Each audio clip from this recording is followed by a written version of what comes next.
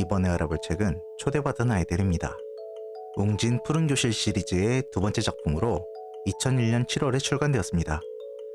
나쁜 어린이표로 시작된 이 시리즈에는 초대받은 아이들, 일기 감추는 날, 처음 가진 열쇠 등 황선미 작가의 초기 작품들이 포함되어 있습니다. 이후 초대받은 아이들은 2020년 10월에 이마주에서 재출간되었습니다. 이 작품은 황선미 작가의 둘째 아들의 경험이라고 합니다. 다소 내성적인 아들이 친구의 생일날 선물을 준비해서 학교에 갔으나 정작 초대를 받지 못하고 돌아온 일이 있었다고 합니다. 작가는 아들의 그 모습이 가슴 아파서 이 이야기를 구상하게 되었다네요. 그 후 독자를 만나는 자리에서 어떤 어머니가 비슷한 경험을 이야기하며 눈물을 흘리는 것을 보고 무리해서 소외되는 아이의 심정을 더 세심하게 묘사할 수 있었다고 합니다.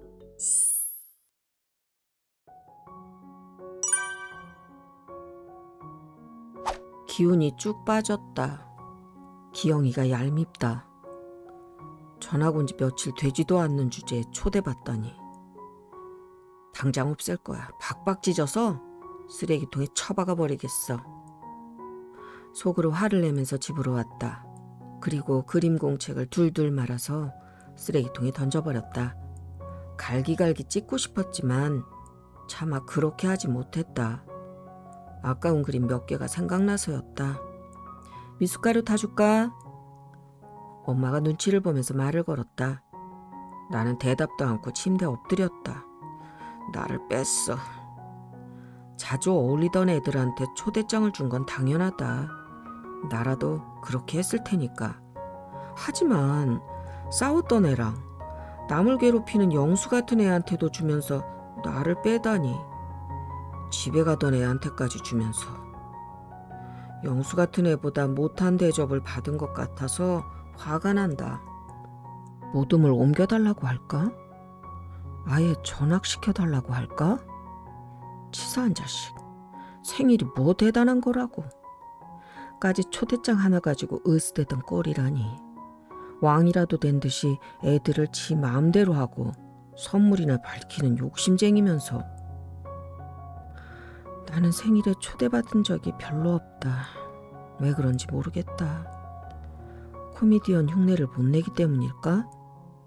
애들이 재밌어하는 아재 개그도 내가 하면 분위기가 금방 썰렁해진다는 걸 나도 안다.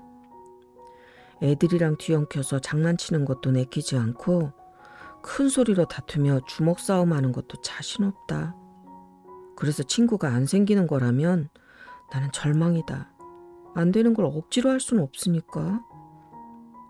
나도 좋아하는 친구 생일에 초대받고 싶다.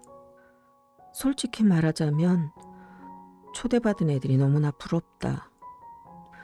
나에게도 단짝 친구가 있으면 좋겠다. 불공평한 세상이다. 어째서 어떤 애들은 생일마다 초대받고 어떤 애는 그러지 못할까? 이제 선물왕은 끝이야. 나도 관심 없어. 그림 공책이라도 찢어버려야 속이 풀리겠다.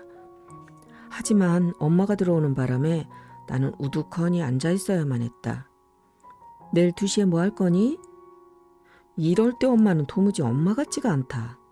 내 문제를 나만큼 고민해주고 깔끔하고 똑부러지는 걸 좋아하는 엄마가 변했다. 가끔 한숨도 쉬고 할 말이 있으면 말을 할 것이지 짜증만 내고 지금도 나를 더 속상하게 만들려고 심술을 부리는 것만 같다. 내일 뭐 할 거냐고 묻잖니. 잠이나 잘 거예요. 그러니까 나 좀 놔둬요. 왜? 그냥 짜증나니까. 엄마가 나를 뚫어져라 보았다. 짜증난다고는 말하지 말 걸 그랬다. 나는 예절 바르다는 소리를 듣는 편인데도 엄마한테는 곧잘 버르장머리 없는 애가 되곤 한다.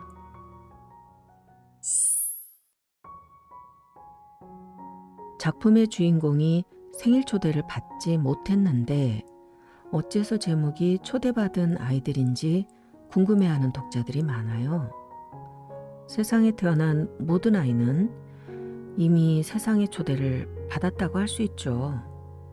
친구들과 어울려서 떠들썩하게 지내는 아이가 있는가 하면 혼자 조용히 자기만의 시간을 즐기는 아이도 있어요.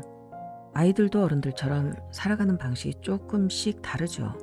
조금 특이한 아이가 있다고 하더라도 그 아이도 존중받고 이해받을 권리가 있음을 초대받은 아이들을 통해서 말해주고 싶었어요.